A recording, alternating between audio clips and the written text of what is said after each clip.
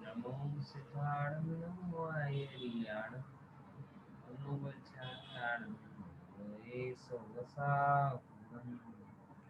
मोक्ष मार्गस्य नेतारं कर्म भूव्रतं ज्ञातारं विश्वतत्त्वानां वन्दे तत्त्वज्ञानं। तत्वार सूत्र में आखिरी क्लास में हमने असाता वेदनी के कारणों पर चर्चा की थी और फिर उसके बाद में साता वेदनी के कारणों पर भी थोड़ी सी चर्चा अपन ने प्रारंभ की थी।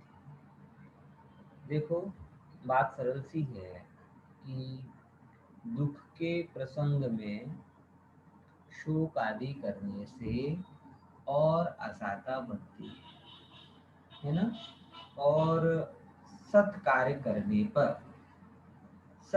करने पर साता वेदनी का आश्रय होता है। वो सत्कार्य कौन से है उसको थोड़ा यहाँ पर बता रहे हैं, है ना। क्या समझे? सत्कार्य कौन कौन से हैं जिनके माध्यम से साता वेदनी का आश्रय होता है, उन सत्कार्यों को संक्षेप में यहाँ बताया जाएगा। देखो, बहुत सरल सी बात है कि व्यक्ति को पाप का फल बुरा लगता है, लेकिन पाप करना बुरा नहीं लगता, और पुण्य का फल अच्छा लगता है, सत्कार्य, है ना। लेकिन जिस कारण से पुण्य बनता है, ऐसे सत्कार्य करना इस जीव को भला नहीं लगता है। तो बड़ा नियम तो कुदरत का एक सा है, इसके ऐसी व्यवस्था है तो जैसी व्यवस्था उसके अनुसार काम करोगे वैसे ही होगा।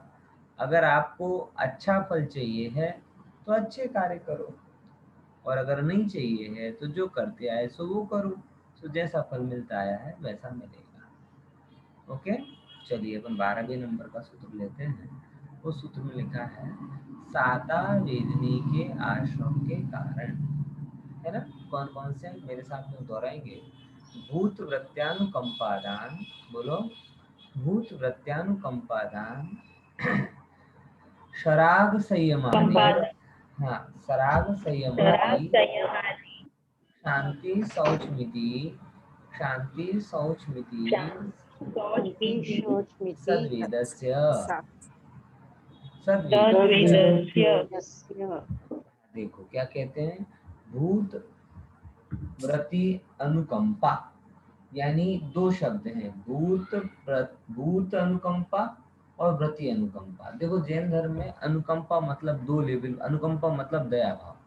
अब वो दया भाव दो प्रकार का हो रहा है। एक तो हो रहा है भूत, मतलब प्राणी मात्र के प्रति अनुकंपा का भाव, है ना।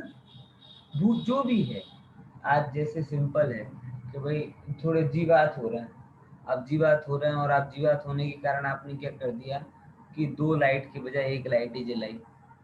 किसका भाव है? मुख्यतः अनुकंपा का भाव। अब वहां पे भी आपके બીજો ખર્ચો થાય છે એની જગ્યાએ એકનો બિલ આવે તો પછી તમને કોઈ અનુકંપા નથી કરી, તમને લોભ પરિણામ કર્યા।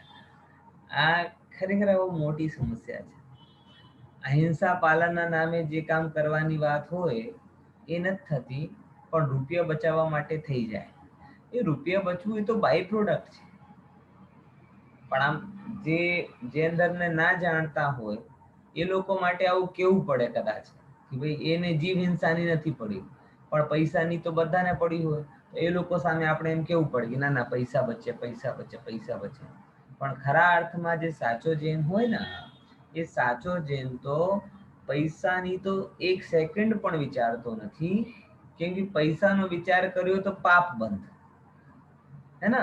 અને अनुकंपाનો विचार કર્યો तो साता वेदनी होगा।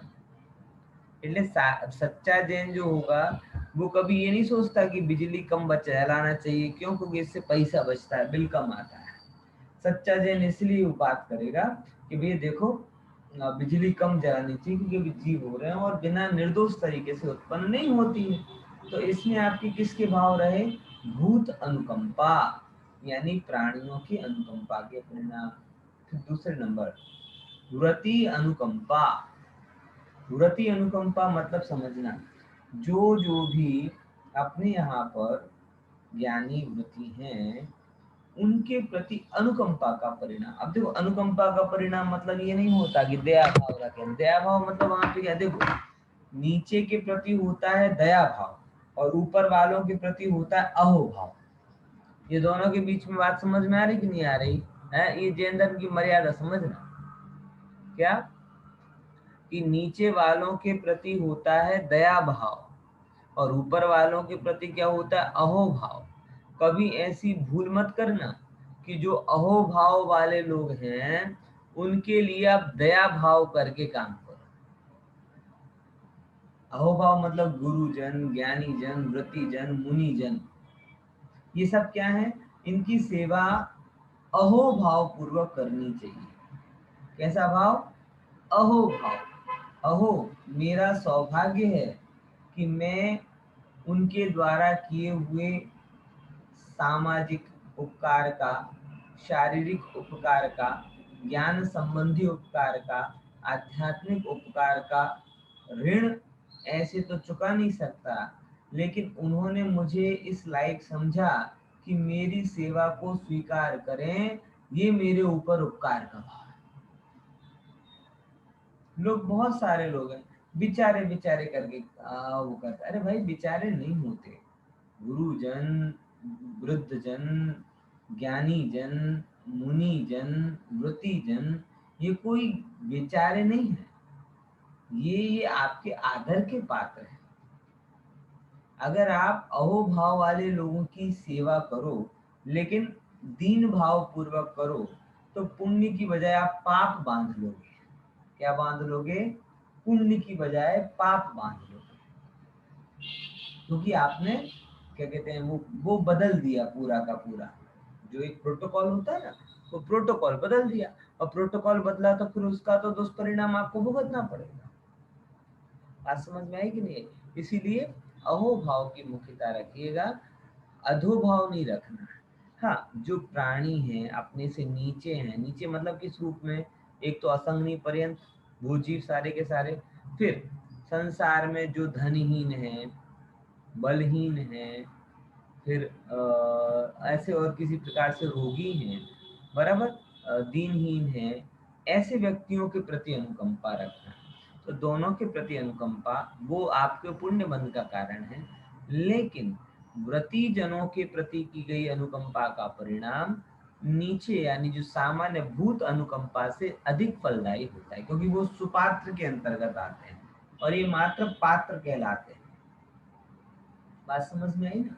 फिर से, ज्ञानियों और व्रतियों के प्रति जो आप अनुकंपा का परिणाम करते हो वो सुपात्र की कैटेगरी में आता है, बराबर। वो अद्भुत होता है, साथ ही से पुण्य का कारण होता है। और बाकी जो है दीनहीन गरीब की सेवा करना, वो है अनुकूलता का परिणाम, लेकिन उन दोनों के बीच में अंतर है। बराबर समझ में आया कि नहीं आया? वो दाल रोटी भी भोजन कहलाती है, और किसी भोजन में, भोजन क्या कहते हैं, लगन वगैरह 5,000 रुपए का डिश भी भोजन कहलाती है। दोनों भोजन है, लेकिन कितना अंतर होता है दोनों में। ऐसे ही बहुत सारे लोग क्या करते हैं, अपने अनुसार दो चीजें सिलेक्ट कर लेते हैं। कैसे? वो ज्ञानी जन, व्रती जन की बात आती है ना, तो कहते अरे अरे उनको क्या खिलाना, उनकी क्या सेवा करना, गरीबों को रोटी खिला दो, वही बहुत है, ये बहुत है। अरे भाई, दो अलग अलग चीजें, आप दोनों को मिक्स क्यों कर रहे हो? ऐसे बहुत सारे लोग मिलते हैं, अरे क्या उनके पीछे पैसे खर्च करना, क्या व्रतियों के पीछे भूखे को रोटी खिला दो, खिचड़ी खिला दो, बिस्कुट बांट दो। अरे भैया, तुम भूत अनुकंपा और व्रती अनुकंपा को एक में क्यों करो? तुम खाने में ऐसे ही करते हो क्या कि क्या मेवे मिष्ठान खाना है, दाल रोटी खाओ बहुत है? मेवे मिष्ठान की जगह दाल रोटी की जगह। सिंपल समझ में आ रहा है कि नहीं आ रहा? पौष्टिकता वाली चीज अपनी अलग होती है, दाल रोटी अपनी अलग जगह होती है। तो आप ऐसा क्यों करते हो कि इसकी बजाय ये करो? आप ऐसा करो ना, ये भी करो और वो भी करो। और आपने समझ में आ रहा है ना क्या कह रहा हूँ? ऐसे आपको ज्ञान देने वाले गली गली मिल जाएंगे। जैसे अपन कभी धर्म कार्य में खर्च करते हैं ना, अरे धर्म में क्या लगाने की जरूरत है, इतने में तो भूखों को कपड़े दे देते, रोटी दे देते, फलाना कर देते, ये कर देते, वो कर देते। अरे भैया ये दो अलग अलग चीजें हैं, आप मिक्स मत करो। और इन लोगों को पता है कब दिखता है कि जब धर्म के नाम पर अपन कुछ खर्च करो ना, तभी ये सब दिखते हैं, भूखे और प्यासे। खुद का मकान बनाना तो भूखे प्यासे नहीं दिखेगा। समझ आया कि नहीं है? खुद के कपड़े लेना हो तब ये नहीं समझते कि 5,000 की साड़ी ले रही हूँ, 5,000 की साड़ी में 50 लोगों के कपड़े आ जाएंगे, तब याद नहीं आएंगे। लेकिन धर्म में ध्वजा चढ़ाने के नाम पर अगर बोली ले ली, इनके ये तो मैं एक एग्जांपल दे रहा हूँ, बराबर सत्कार के लिए, तो ना भूखे भी दिखाई देंगे, प्यासे भी दिखाई देंगे। ये जो इस तरीके की सोच है ना, ये सोच ठीक नहीं है। मिले आपको ऐसे ज्ञानचंद जी, रायचंद जी, बहुत मिले होंगे, मुझे बहुत मिलते हैं। अरे क्या है तू, इसमें क्या लगाना, इसमें क्या लगाना, उसमें क्या लगाना। अरे भैया तुम्हें ये सब घर में क्यों याद नहीं आती? मेरा प्रश्न सिंपल सा है, सिंपल रहो ना भैया, सिंपल वस्त्र पहनो, सिंपल भोजन करो, है? नहीं, वहां पर सब हाई क्लास चाहिए। और धर्म के नाम पे कभी कोई खर्च करने की बात आए तो दुनिया भर की चैरिटी याद आ जाती है इनको। हम तो मंदिर में खर्च नहीं करते, हम तो घड़ा घर में जाके बिस्किट बांट देते हैं। हम तो यहाँ पे नहीं करते, हम तो अनाथ आश्रय में जाके। अरे भाई मैं मना नहीं कर रहा, वो भी करने लायक चीज है, बट भूतानुकंपा और व्रती अनुकंपा ये दो अलग अलग चीजें हैं। समझ में आया कि नहीं आया? दाल रोटी खिचड़ी और मेवे मिष्ठान ये अलग अलग चीजें हैं, बराबर। और विशुद्धता के एंगल से मैंने आपको बताया, पात्र सुपात्र के एंगल से देखा जाए तो व्रती अनुकंपा में भूत अनुकंपा से अधिक पुण्य बंध होता है। क्योंकि व्रती अनुकंपा में आपके अंदर में प्लस प्लस ज्यादा है। सबसे पहले धर्म का अहोभाव है, धर्मात्माओं का अहोभाव है। आप सत्कार्य कर रहे हो लेकिन दीन होकर कर रहे हो, मतलब मान भी नहीं चढ़ रहा। जब आप भूत अनुकंपा करने जाते हो ना, आपके माथे ऊपर मान चढ़ता है। मैंने देखा है, वो हॉस्पिटल में 2 केले भी देने जाएंगे ना, तो जैसे ताजमहल की रजिस्ट्री उसको दे रहा हो ना, ऐसे भाव होते हैं, ऐसे करके फोटो निकलवानी है। क्या फोटो का क्या हो गया? हर चीज की फोटो है। एक बिस्किट का पैकेट दे दिया, उसकी भी फोटो है। विचार करके तो देखो, एक बिस्किट का पैकेट दे रहा हो और उसकी फोटो निकाल रहा, 2 केले दे दी उसकी फोटो निकाल रहा, हर जगह फोटो निकलवानी है। क्या तरीका है? इसीलिए वहां मान बढ़ रहा है और यहाँ मान घट रहा है। व्रतियों के पास जब आप जाते हो तो सर पे रखकर उन्हें नहीं, आप सत्कार भी करते हो और ऐसे हाथ जोड़ते हो। इससे क्या होता है? आपका मान कंट्रोल में रहता है, अहंकार कर्तृत्व कंट्रोल में रहता है, विशुद्धता बढ़ती है। इसीलिए साथी से पुण्य का बंध भी होता है, बराबर। तो भूत अनुकंपा और वृत्ति अनुकंपा दोनों ही करने योग्य हैं। क्यों करने योग्य हैं? क्योंकि साता वेदनी आश्रय होता है। बोले नहीं, आश्रय के लिए नहीं, ये सहज परिणाम है। कैसा परिणाम है? सहज परिणाम है। तो सहज परिणाम के आधार पर भूत और वृत्तियों की अनुकंपा करनी चाहिए। उसमें भी वृत्तियों की अनुकंपा अधिक पुण्य बंध का कारण है, ऐसा शास्त्रों में लिखा हुआ है। अब देखते हैं आगे, फिर क्या कहते हैं। दान, दान देना, बिल्कुल सीधी बात है। अनुकंपा और दान में क्या अंतर है? बोले देखो, दान और अनुकंपा में बेसिक अंतर तो ये है कि अनुकंपा करुणा भाव है और दान क्रिया है। अनुकंपा आने पर आप क्या करोगे कि दान भी कर सकते हो, सेवा भी कर सकते हो, वैयावृत्ति भी कर सकते हो, बराबर, आगे पाछे का विचार भी कर सकते हो। ये सब क्या है? अनुकंपा एक कॉज है और दान आदि देना उसके इफेक्ट है। समझ में आया कि नहीं आया? कदाचित ऐसा भी हो कि अनुकंपा का परिणाम हो और आप दान ना भी दे पाओ, हो सकता है ऐसा। क्योंकि दान देने के लिए तो पुण्य सामग्री की आवश्यकता होनी चाहिए है। अगर आपके पास वो सामग्री ना हो तो कहाँ से वो आपको अनुकंपा वो हो जाएगी। इसीलिए दान और अनुकंपा दो अलग है। अनुकंपा भाव है और दान क्रिया। पॉइंट समझ में आया? क्या बोला? अनुकंपा भाव है, आप कदाचित दान करने में समर्थ हो चाहे नहीं हो, वो आपकी परिस्थिति के ऊपर डिपेंड है। मेरे को भी बहुत इच्छा होती कि मैं पंच कल्याणक करवा दूं, लेकिन कदाचित वैसी अनुकूलता ना हो। ऐसी अनुकूलता ना हो तो कोई बात नहीं, लेकिन अनुकंपा के परिणाम होना चाहिए। देखो, तो भूत अनुकंपा, व्रति अनुकंपा, फिर दान, फिर आगे क्या बोला, इससे भी क्या होता है, दान आदि करो। देखो, दान के बारे में जरूर बोलना चाहूंगा। प्राचीन काल से ही आचार्यों ने दान की बड़ी महिमा गाई है, क्योंकि बहुत स्पष्ट है, दान को धर्म कहने का हेतु ये है कि स्व पर का अनुग्रह मुख्य होता है। पर का अनुग्रह होगा, आप अन्य के लिए खर्च करोगे तो वो धर्म में स्थित होगा, उसके राग द्वेष आदि दूर होंगे। धर्म में खर्च करोगे तो शासन की प्रभावना होगी, और अपने लिए अगर उसका उपभोग करोगे तो पाप बंधेगा। और दान में लोगे तो निर्लोभता, निर्मानता, निसंगता आदि के भाव प्रकट होंगे। इसीलिए श्रावक के कर्तव्यों में दान अत्यंत महत्वपूर्ण है। ध्यान रखना, मेरा कोई प्रोजेक्ट है इसीलिए मैं दान के लिए डिमांड कर रहा हूँ, ऐसा नहीं है। ये श्रावक का कर्तव्य है, इसीलिए बोल रहा हूँ। एक्चुअल में आदर्श परंपरा क्या होनी चाहिए? आदर्श परंपरा ये नहीं हो कि कोई आपको दान के लिए कहे, ऊपर वाला आपको दान के लिए कहे, ऐसा नहीं होना चाहिए। एक्चुअल बात ये होनी चाहिए, बहुत सारे लोग इसका पालन भी करते हैं, कि आपके पास जितना अमाउंट हो आप बोल गए मुझे इसे सत्कार्य में लगाना है, आप बताइए, मुझे इस सत्कार्य में लगाना है, आप बताइए। समझे, ये चैरिटी का नियम ये होता है।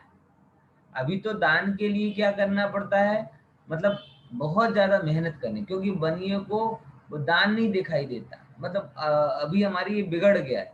पहले जैन लोग रहते बड़ा सिंपल थे, और सत्कार्य में धूमधाम से खर्च करते थे। सच में मैंने अपने गांव में देखा है। और ये हजारों वर्षों तक जैनियों में परंपरा रही, जिन्होंने करोड़ करोड़ रुपए की, वो इतने छोटे गांव में, हाँ बिल्कुल छोटा सिलवानी गांव हमारा, 15,000 की बस्ती वाला, वहां पे 1 करोड़ खर्चने वाले लोग, 1 करोड़। और कैसे रहते हैं कि मतलब ऐसे जैसे आहार वगैरह कहीं लगता हो ना, तो ऐसे लेट जाए बिना तकिए के, जमीन में सो जाए। आप देखोगे सिंपल जब्बा और सिंपल लहंगा, 1 करोड़ रुपए खर्च थे। कोई देखे तो ये माने कि तो खुद मांग मांग के पैसे काम चला रहा हो, ऐसे रहते। सच में, बाहर से देखो तो ऐसे लगे खुद मांग कर पैसे काम चलाते हैं, और सत्कार्य में करोड़ों रुपए खर्च करते हैं। आपको ये जानकर आश्चर्य होगा कि हमारी सिलवानी में 2 मंदिर बने हैं, बराबर। एक मंदिर बना है समोसरण मंदिर, पूरा आरस का बना हुआ है, बहुत कोतरणी वाला है, सब बहुत अच्छा है, बहुत अद्भुत। और दूसरा त्रिमूर्ति मंदिर बना हुआ है, जो कि 18-18 फीट की वहां प्रतिमा है, और एक एक प्रतिमा की कॉस्ट लगभग 50 लाख रुपए है उसकी, एक एक प्रतिमा की कॉस्ट। ऐसी 3 प्रतिमा है, और ऐसे पूरा मंदिर बना, और उस सब के लिए एक पैसा बाहर से नहीं लिया। समाज कितनी है, 125 घर की समाज है, कोई बहुत बड़ा इंडस्ट्रियलिस्ट भी नहीं है, कुछ भी नहीं है। लेकिन एक हमारे बुंदेलखंड के लोगों की, या साउथ के लोगों की, या बहुत सारे जगह के लोगों की परंपरा होती है कि दिखावे में कम पैसा खर्च होता है, और सत्कार्य में ऐसे आ जाता है जिसे पता नहीं चलता। मुझे खुद आश्चर्य, यहाँ दूर बैठे बैठे आश्चर्य होता है। मैंने, हाँ, जो जो व्यक्ति एक गाड़ी मारुति 800 लेने में इतना सोचता हो, नहीं यार अल्टो हूँ काम ले लिया यार, स्विफ्ट शू काम ले लिया, अल्टो ले लिया, ऐसे सोच वाले ये नहीं सोच रहे कि मैं ईशानेंद्र क्यों बनूं, सौधर्म के ईशानेंद्र क्यों बनूं, वो 50 लाख नहीं, करोड़ करोड़ रुपए खर्च कर। बराबर समझ में आएगी। ये एक परंपरा थी अपने यहाँ पे, और आजकल उल्टा हो गया है। आजकल जब मुझे आश्चर्य होता है कि अपने यहाँ पर भी जब कोई कपड़ों की बात आए, शादी की तैयारियों की बात आए, बराबर, और ना जाने 50 प्रकार के काम होते हैं, तब वहां पे करोड़ों लाखों लाखों रुपए खर्च कर देते हैं, है ना। और वही जब मंदिर में जब भी कोई सत्कार्य होता है, उसके लिए 1 लाख 2 लाख खर्च करने में ऐसे मतलब होता है कि बाप रे, सारी व्यवस्था अटक जाएगी। जैसे ही पैसा बढ़ता है तो वो भोगों के रास्ते ढूंढ लेता है, कुंडली मार के बैठा रहता है, उसके ऊपर अचार डाल के खाएगा क्या। विचार तो कर, इतना इकट्ठा किया, बीच में कोरोना आया था, 5 दिन में खेल खत्म, क्या कर लेता तू बता। इसीलिए दान श्रावक का अनिवार्य कर्तव्य है। और श्रावक जो होता है, सच्चा श्रावक, वो दान से बचता नहीं है, दान देने के लिए तरसता है। सुपात्र को देखकर उसके मन में एकदम अहोभाव जागृत हो जाता है कि कैसे मैं अपने, क्योंकि देखो पैसा तो एक व्यवस्था है, आप दान में नहीं लगाओगे तो भोग में चली जाएगी साहब, उसमें कोई ऑप्शन नहीं। ऐसे ही होता है कि नहीं होता? आपने भी जिंदगी भर कितना कमाया होगा, अगर वो दान में नहीं लगा तो कहाँ जाएगा? वो निश्चित रूप से भोगों में ही चला जाएगा। दान में नहीं लगने वाली चीज भोगों में ही जाती है। बात समझ में आ रही कि नहीं आ रही? इसलिए दान दूसरे के भले के लिए है, ये सेकेंडरी बात है, लेकिन मुझे पाप से बचाने के लिए अनिवार्य साधन है। क्योंकि पैसा, आवश्यकता से अधिक पैसा 3 चीजों में ही जाता है। आरंभ में जाता है, यानी दिखावे में जाता है, जाता कि नहीं जाता? विचार करके देखो, लोग वर्षों वर्ष पैसे कमाते हैं काहे के लिए? एक दिन शादी में धाम धूम कर देंगे। अरे जितना पैसे तुम शादी में खर्च करते हो उतने में एक शिविर लग सकता है, विचार करके देखो। और वहाँ शादी में तो सब खाया पिया हो गया वाले लोग होंगे, होंगे कि नहीं होंगे? कैसे होंगे? खाया पिया हो गया। और दूसरे नंबर की बात ये भी है कि कितना भी कर लो, बुराई निकालने वाले तब भी बुराई निकालेंगे। निकालते कि नहीं निकालते हैं? तो उसी उसमें ही वो आप कितना भी कर लोगे तो बुराई वाले बुराई निकालेंगे, और न जाने क्या क्या करने वाले वो करेंगे। इसलिए उसमें लगाया हुआ धन तो व्यर्थ चला जाएगा, और उसी धन को अगर आप सत्कार्य में लगा दोगे तो कितना भला होगा, शिविर लग सकता है। उत्साह होना चाहिए लेकिन करने का।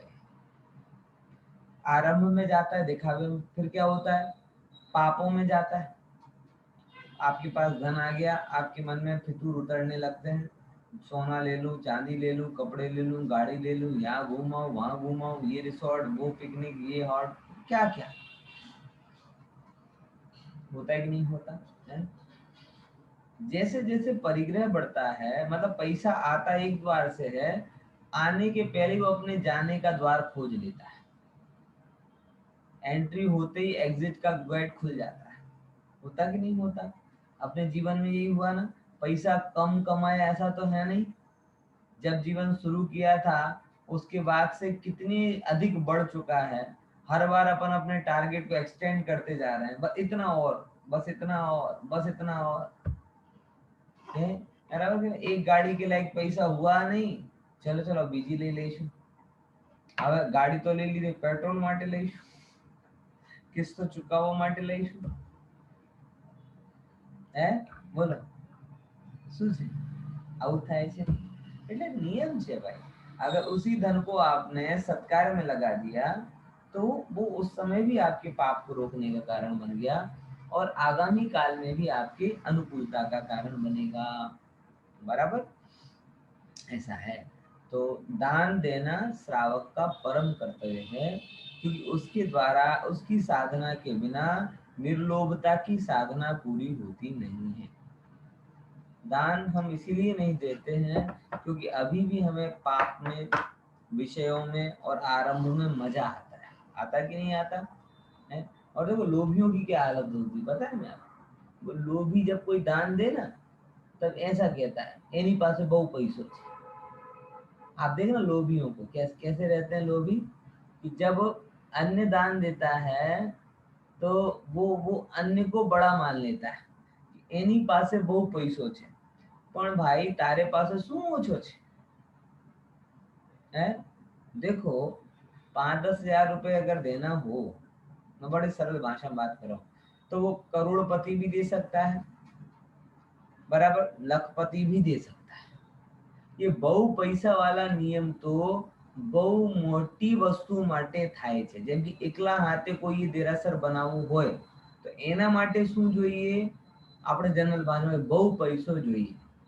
પણ કોઈ દેરાસરમાં કંઈ કામ કરાવવું છે, સુપાત્રને કંઈ કરવું છે, કોઈ નાનો મોટો એમાં ક્યાં બહુ પૈસાની જરૂર હોય છે?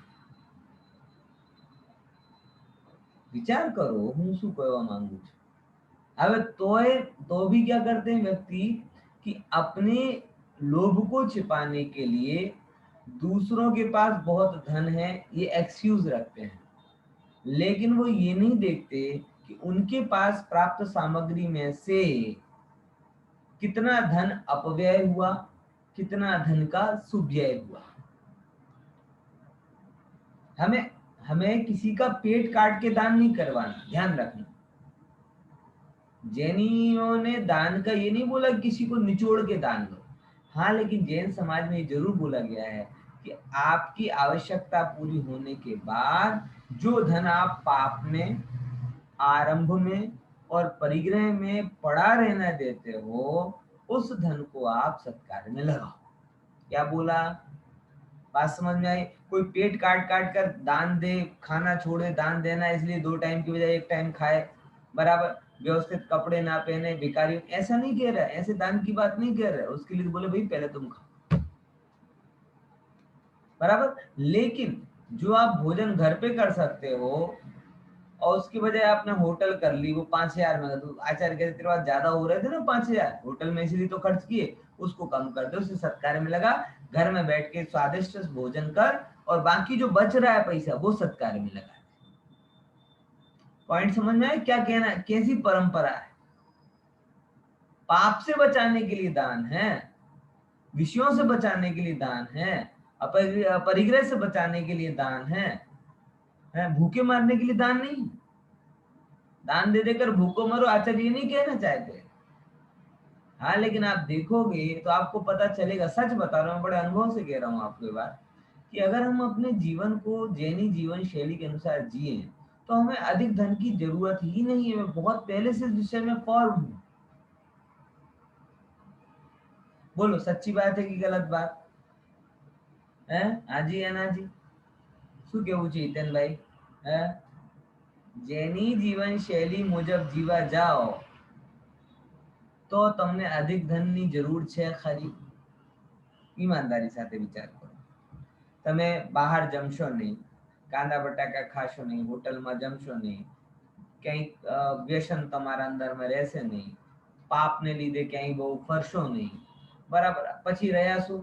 2 ટાઈમ ખાવાનું ને પહેરવાનું, એમાં કેટલા ખર્ચ કરી નાખો? અને એમાંય જ્વેલરી વેલરીમાં તો એમ જ આપણે ત્યાં પરિગ્રહ રૂપી પાપ કહેવામાં આવ્યું છે, તો એમાં કેટલી ભેગી કરશો?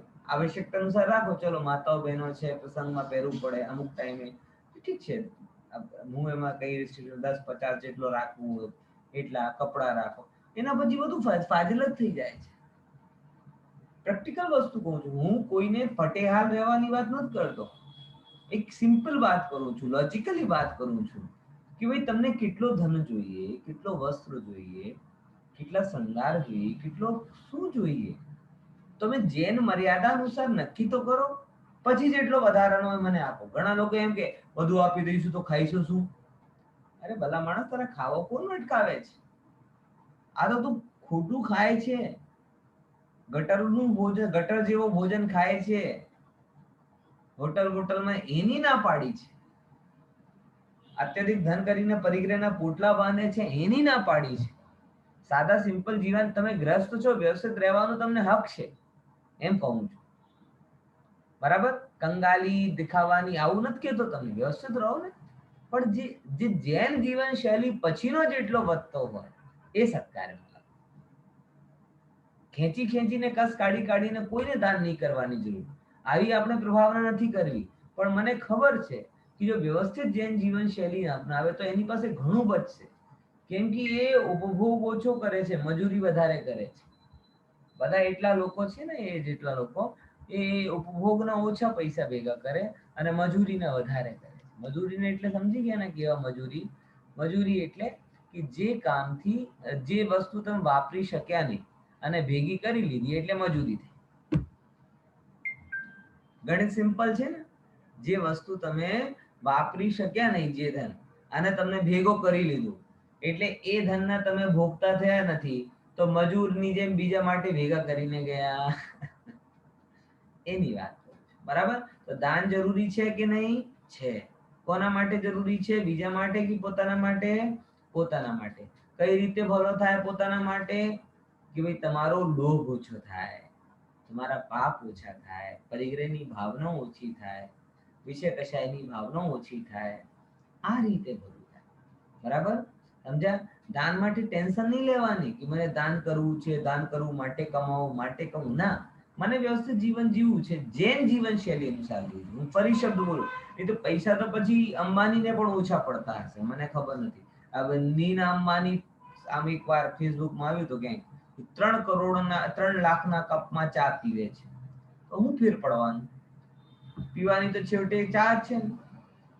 અને એ જ સુગર ફ્રી, કેમ કે વધારે પૈસા વાળાને શું થઈ જાય? હે, ડાયાબિટીસ થઈ જાય. ડાયાબિટીસ થઈ જાય તો બતાવો સુગરલેસ મોડી ચાય પીવાની. એના કરતા તમે આ નોર્મલ કપમાં પીવો ને, પણ આમ ઘડી ચાય તો કોની ચાય વેલ્યુબલ છે? એકનો કપ વેલ્યુબલ છે, ચાય મોડી છે. એકનો કપ ભલે કેવો હોય પણ ચાય તો મસ્ત છે ને. બોલો, એટલે આ માણસને એ લાગે કોમન, ભલે મસ્ત ટેસ્ટી ચાય છે, હે, ઇલાયચી વાળી, બરાબર, પણ પેલાની ચાય કેવી લાગે? એટલે તારી નજર જ કપ ઉપર છે, ચા ઉપર છે જ. સમજાય કે નહીં? એક નાનકડો દાખલો છે, પણ એને એમ લાગે કે એમ કેટલીની ચાય હોય, એમ આટલી ચાય હોય અને સિમ્પલ કપ, એમાં શું વેલ્યુ છે? પણ તને શું કરવું છે મને આટલું તો કે, તને કપ જોઈએ છે કે ચા? મારે ક્યારે એવો દિવસ આવશે જ્યારે હું 3 લાખના કપમાં ચાય પીશ. એટલું ભેગા કરતા કરતા તું ડાયાબિટીસ વાળો થઈ જશે, ગાંડો થઈ જશે, ગાંડાબિટીસ આવી જશે. તો આજની જેવી ટેસ્ટી ચાય તને ત્યારે નહીં મળે, ત્યારે કપ જ ટેસ્ટી મળશે. ઇંગ્લિશમાં એક સ્ટોરી છે ને, મિડાસ વાળી, બહુ પ્રેક્ટિકલ સ્ટોરી છે. મિડાસની એને વરદાન મળી ગયો કે જેને ટચ કરે શું થઈ જાય? સોનાનું થઈ જાય. મિડાસ હતો ને રાજા. પછી તો શું, દરેકને ટચ કરવા જાય. શરૂઆતમાં બહુ મજા પડી ગઈ, બધી વસ્તુ સોનાની સોનાની. હેરાની ક્યારે થઈ? હવે બહુ ભૂખ લાગી.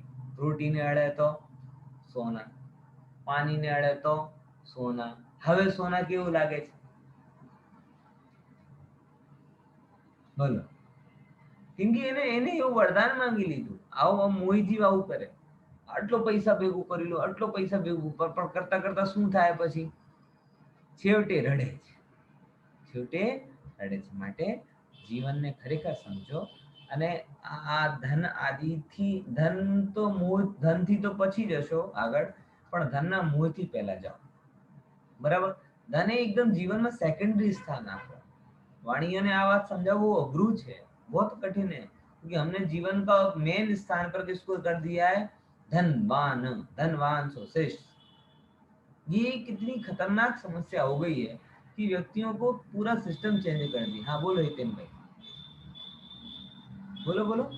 એકચ્યુઅલી મારા અમુક ફ્રેન્ડ છે, એ લોકો દેરાવાસી છે, તો એ લોકો જયારે મહાવીર જયંતિની જે ઉજવણી ને બધું થાય તો એમાં ઘણા બધી સ્વપ્નાની બોલી હોય. હા, તો એ જયારે એ લોકો કરતા હોય છે, જે એ પણ આપણે જે કરીએ એ સેમ ટાઈપનું દાન કહેવાય? કઈ રીતે એને કઈ રીતે ગણવું? ના ના, એ તો બહુ અલગ થઈ ગયો. દેખો, મુદ્દા એ છે કે એનાથી શું કરવાના છે? દાનની ભાવના શું? દાનનો ફલ શું? પહેલા નંબર, ભાવનાના જોવા જઈએ ને તો એમને જોશો કે નિર્લોભતાનો ભાવનો ઓછો. કારણ એનું બોલવા છે કે એ બધા, મને ખબર છે 14 સ્વપ્નમાં 2 સ્વપ્ન સૌથી મોંઘા જાય. કયા? એક લક્ષ્મીનો અને બીજો કોઈ છે કુબેરનો છે, રતનની. કેમ? એ 2 સપનાની બોલી બાકી બધા સપના કરતા લગભગ 2 કે 3 ટાઈમ્સ મોર હોય છે. કારણ લોકોના મનમાં શું છે? એટલે ભાવ ખોટો થઈ ગયો ને, એ તો સ્પષ્ટ. કેમ કે એવું કહેવામાં આવે કે તમે જો રત્નોની રાશિવાળા સપનાની ઉછામણી લીધી તો તમારા ઘરમાં છલોછલ રત્ન ભરાઈ જશે. હે ને? તમે લક્ષ્મીજીનું ઉછામણી લીધી તો તમારા ઘરમાં પૈસાની કમી નહીં. એટલે અભિપ્રાય જ ખોટો થઈ ગયો. બરાબર? પર અનુગ્રહ તો આવ્યો નહીં, છેવટે પોતાનો જ અનુગ્રહ આવ્યો. પછી બીજા નંબર, ચલો તમને પૈસા આપી દીધા, એનો વપરાશ શું પ્રભાવના? એના સાચા ધર્મની પ્રભાવના થઈ રહી છે, લોકોનો હિત થઈ રહ્યો છે, શું થઈ રહ્યો છે? એટલે એક મ્યુઝિયમ જેવો ઉભો કરી દીધું, પણ ચૈતન્યની ચેતનાને જળહળતું રાખવાનું કોઈ ઉપાય નથી. તો પછી આ તો કેવો દાન થયો? તમે વિચાર કરો. આઉટપુટ શું? કહેવાનો મતલબ એમાં આવે, સમજે? આઉટપુટ નથી એનું. દાનમાં આઉટપુટ ઇમ્પોર્ટન્ટ છે કે હું જ્યાં આપું ત્યાંથી શું એક બહુ સિમ્પલ વસ્તુ કહું કે એક આરસમાં પૈસા લગાડ્યા, આ ફરીથી હું આરસ કહું છું, એ પ્રભાવનાનું કેન્દ્ર બનો, બરાબર. તમને પણ એક એવા તમને એક વિદ્યાર્થી ભણવામાં કીધું જયપુરમાં કોઈ એક જગ્યાએ, બરાબર, જેમ કે હું છું, ચલો બરાબર, હું પણ કોઈને ડોનેશન ઉપર તો ભણ્યો છું, કોઈને મને ત્યારે આપ્યું હશે જયપુરમાં ડોનેશન, જ્યાંથી વિદ્યાલય.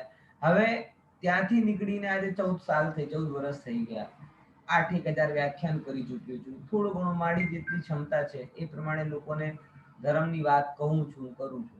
तो एक શું થયો कि ये आउटपुट आवे છે कि वितरागता की बात सुनी पड़ी और वो फैल रही, मतलब ये दान का सदुपयोग। अब एक आपने म्यूजियम की जैसा तैयार कर दिया, वहां पे ना कोई, और धीमे धीमे फिर क्या हो रही है, उल्टी उल्टी मिथ्यात्व की प्रवृत्तियां बढ़ती जा रही। तिरुपति बालाजी दाखला तरीके की बात करूं कि भाई वहां पे ऐसी प्रवृत्ति चल रही है कि बस आ रहा है, दान बढ़ता जा रहा है, लोगों की मान्यता वही कि भाई भगवान के पास जाओ, भगवान तुम्हें देंगे, भगवान के पास जाओ, भगवान तुम्हें देंगे। तो ये तो मिथ्यात्व की बात है, संसार का आकर्षण तो कोई हटा ही नहीं रहा। आज जितने बड़े बड़े क्षेत्र बन गए हैं जैनों में और अजैनों में, सब टोटली बिजनेस हो गया। कहीं ये नहीं सिखाया जाता कि भगवान के पास से कुछ मांगना नहीं, सब जगह यही होता है कि हम तुम्हारे पास कुछ देंगे, हम भगवान का ध्यान रखेंगे तो भगवान हमारा ध्यान रखेगा, सीधी गणित। गिव एंड टेक, मतलब भगवान भगवान नहीं रहा, वॉचमैन हो गया, देख रहा है किसने टोकन भरा कितना। ऐसे सब लोगों के लिए ओ माई गॉड बहुत जरूर दिखाना चाहिए। मतलब वो ओ माई गॉड में काफी अच्छे तरीके से इस बात को हाईलाइट किया है, हास्यास्पद तरीके, व्यंग्यात्मक तरीके से, तो बहुत बढ़िया तरीका है जिससे ये सब समझा जा सकता है, बराबर। तो कोई भी जगह पर आप दान दो तो दान का आउटपुट इंपॉर्टेंट है। क्या इंपॉर्टेंट है? आउटपुट। आउटपुट में बहुत सारी बातें हो सकती है, करुणा भाव भी हो सकता है, धर्म की भावना भी भाव भी हो सकता है, बराबर, सेवा का भाव भी हो सकता है, धर्म के स्थायी के लिए वो एक शासन, बहुत सारी चीजें होती हैं। आप वो अपने हिसाब से सोच लेना, लेकिन जड़ वस्तु में दान नहीं देना चाहिए। जहां से कुछ फंड बढ़ता जा रहा है, बढ़ता जा रहा है, बढ़ता, लाभ को नहीं, तो दान देने का क्या, आपका पैसा भी फ्रीज हो जाएगा उसमें, वो कोई लाभ नहीं, बराबर। उचित उपयोग के लिए आप उसको। सराग संयम, सराग संयम क्या कहलाता है कि जो शुभ राग आदि परिणाम होते हैं वो सब सराग संयम के अंतर्गत जाते हैं। व्रतियों के जो होते हैं ना शुभ राग से परिणाम, पंच में गुण स्थान, वो सराग संयम कहलाता है। फिर योग, मतलब उसके लिए जो योग के परिणाम, आज विश्व योग दिवस है ना, योग दिवस है ना, योग दिवस, तो ये अपने यहाँ पे बोला है योग से शुभाशुभ होता है। कौन से योग से शुभाशुभ होगा? सदविचार, सदाचार और सत्कथन, बराबर। ऐसा जो होता है, ऐसे योगों से शुभाशुभ होता है, ठीक है ना। आप सबसे पहले इस चीज पर फोकस करो कि भाई मैं अपने विचार की शुद्धि रखूंगा, मैं अपने वचनों की शुद्धि रखूंगा, और मैं प्रमाद रहित होकर आचरण करूंगा। ये फंडामेंटली आप निर्णय करने की कोशिश करो, ठीक है। और शांति, शांति का मतलब क्या होता है कि जो क्षमा भाव है ना, क्षमा भाव, उसे एक शांति कहा गया है। तो मैं क्षमा आदि के भाव रखूंगा। शौचम, यानी मैं पवित्रता के भाव अपने अंदर में रखूंगा। तो भूतों की अनुकंपा, व्रति की अनुकंपा, सराग संयम, शांति आदि, ये सब जो है ये साता वेदनी के आश्रव के कारण है। मतलब इनसे साता वेदनी का आश्रव होता है, ठीक है। कल से मंदिर जी में सुबह का स्वाध्याय प्रारंभ हो रहा है, आप लोगों को पता होगा। तो जो लोग नियमित स्वाध्याय में आते हैं वो टाइम से आए, 8 बजे।